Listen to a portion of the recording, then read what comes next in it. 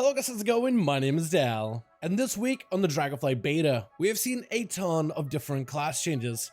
It seems that every day of the week has brought in new hotfixes, and some of these changes have started to slowly make their way into the Dragonflight pre-patch, as classes are seeing buffs to help bolster their overall performance, while others are seeing blanket nerfs in either their damage or survivability. And as always, we have a lot of new talent adjustments. In this video, I wanted to go over the myriad of changes that we saw so far this week, and it's very possible that we'll continue seeing even more updates as we inch towards the release of the Phase 2 of the pre-expansion event this Tuesday, with the release of the class Evoker, the Primal Invasions, the new wing of the Uldaman Dungeon, and even more catch-up bonuses. But right before we get into this week's Dragonflight beta updates, most of you guys watching these videos are still not subscribed. However, the more of you remind, the more of you do. So let's keep it going. Subscribe to the channel as well as hit the bell if you're watching these videos anyway, especially if you're looking to get regular class and content updates for all the future and upcoming Dragonflight pre-patch and beta builds. Starting off, we have the class of Death Knights. Blood Death Knights are seeing sizable increases this week.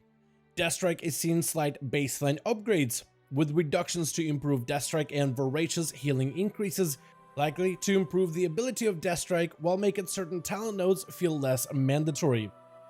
Just about every other ability saw damage increases, from Blood Drinker up by 10%, Bone Storm, Consumption, Blood Boil, and Heartstrike by up to 15%, and Morrowind grown stronger by 20%. The disease of Blood Plague also saw damage increases this week, together with buffs to talents of Coagulopathy and Rapid Decomposition, which both help increase the overall damage performance of Blood Plague, together with its siphoning vampiric healing value. Demon Hunters are seeing mixed changes this week. Havoc Demon Hunters are losing 5% magic reduction through demonic wards, making them slightly more vulnerable to magic damage, and a decrease to Accelerating Blade, where glaives will see a 5% less damage for every enemy hit. Vengeance Demon Hunters are being buffed all across the board, with most of their major abilities like Firebrand, Sigil of Flame, Fell Devastation, and Soul Carver, as well as basic rotation abilities like Spirit Bomb, Fracture, and Soul Cleave seeing damage buffs this week, though at a cost of the Frailty debuff mechanic. Frailty is seeing nerfs this week, mostly to the passive of Vulnerability, which helps increase the amount of damage the target takes from you, with this buff reduced by half. This allows for more builds outside of Frailty-focused playstyles, by returning base damage to the Demon Hunter abilities, and hopefully making them less reliable on Frailty alone. Balance Druids are set to see yet another nerf this week, though these updates are being pushed into the live pre-patch realms instead of just lingering over on the beta. The damage of Starfall is being dropped by a brutal 30%. The cleave-focused ability of Starfire is getting damage cut by 15%, while Wrath is set to generate a little bit more astral power. For a while, we saw nerfs coming down the pipeline for boomies in the Dragonflight beta, and it seems that Blizzard isn't finished with them just yet. But besides our feathery friends, Guardian Druid is seeing buffs to a handful of talents. Dream of Cenarius is going to buff the healing of your next regrowth by 200%, which feels very impactful when it comes to off-healing your allies in combat. Rage of the Sleeper regains its 15% damage increase and 25% leech, together with a shorter cooldown down to a minute, which helps enhance the offensive survivability of this talent. Talent of Tooth and Claw has also been adjusted, and now causes procs of Maul to be free of resource cost, making the ability much easier to integrate in combat scenarios, especially since Maul is normally too expensive on Rage to use in most cases. But I wonder if this is enough to soothe the raging beast. Over the last few weeks, the Guardian Bear community has been vocal regarding recent class changes, with many finding the solutions to talent trees less than ideal. It's possible we'll see even more Guardian Druid changes to help out their current situation before the official release in Dragonflight. It seems like the class of Evoker got a slight damage buff this week, which simply slightly increases your overall performance but doesn't impact the overall playstyle in any major way. This comes to us on the heels of recent Devastation Evoker changes, which helped increase the value in AoE using Pyre ability, but slightly reduce the 2-target cleave and tier set interaction. The spec of Mistweaver Monk is going through a few changes this week. At a first glance, it seems that their damage is being tuned slightly for better single target output, with big support towards the Fistweaver playstyle. But a good swath of the healing abilities took a tumble this week, everything from periodic healing effects, raid-wide healing, and prog-based heals. But we did see a buff to Restoral and Revival. Together with its residual healing effect, those two abilities leave via Uplifted Spirits. It's hard to tell where Mistweaver could land at the end of the day, especially with so many of these updates arriving rapidly one after another, and we'll likely see even more adjustments for Mistweaver over the next few days. Last week, we saw Enhancement Shaman's damage get gutted, reducing its overall value by 25%. Turns out the Blizzard stole the power of Enhancement Shaman and has given it to its healing spec, as Restoration Shamans saw most of their damage abilities buffed earlier this week.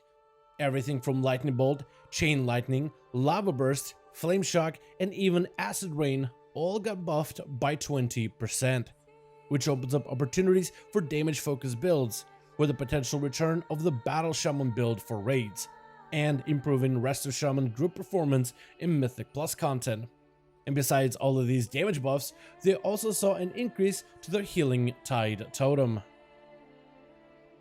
Earlier this week, we saw Warlock's stamina get reduced by a considerable amount. Recently, a global change was pushed to the Dragonflight beta realms that increased player health pools by 40%, as well as the damage of all creatures in dungeons and raids by 40% as well. This update mostly focused on adjusting healer performance at endgame PvE content.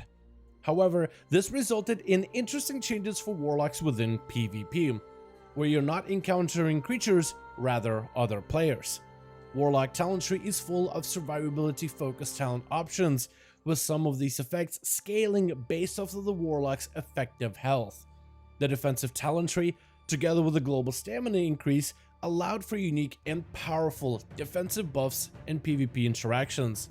Most of these recent stamina talent nerfs are attempting to counteract the global health pool increases, while buffing the damage of talents like Inquisitor's Gaze and Soulkeeper, to make it more competitive against other talent options. Finally, we have the class of Warrior. First, Protection is seeing damage decreases to Revenge and Thunderclap in AoE content.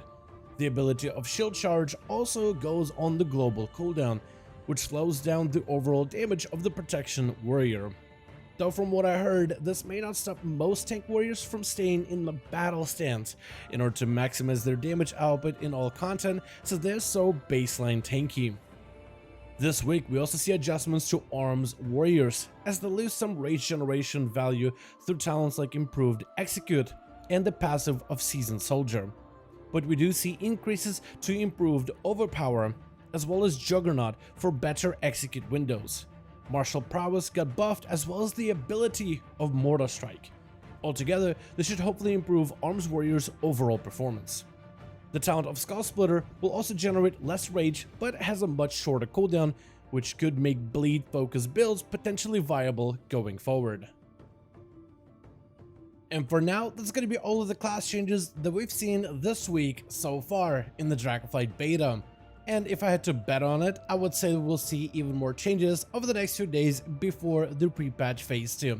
For now though, I want to thank you all so much for watching this video, and I hope you guys enjoyed. Let me know your thoughts in the comments below. What are your thoughts on the newest nerfs to the class of Balanced Druids and their AoE output, as well as the survivability nerfs with the stamina changes for the class of Warlock? What are your thoughts to the changes in talents for Guardian Druid, as well as the adjustments for the tank of Vengeance Demon Hunter? And before Dragonflight drops at the end of November, what class are you hoping gets an adjustment going forward? Which playstyle right now is currently struggling and you think it definitely could use a bit of an improvement? Let me know all your thoughts in the comments below. As per usual, if you guys enjoyed this video or found it informative, go ahead and give it a thumbs up. I would very much appreciate it. And as always, in the description of every single live stream and video, we have a link to our Discord community channel. Probably the best place to reach out to me directly in case you want to let me know what you thought about this video, or discuss with the other members of the community what you think about the upcoming changes. Join our Discord to become part of the community. But otherwise, thank you guys so much for watching. I do hope you guys enjoyed. Let me know your thoughts, and as always, I'll see all of you guys in another video.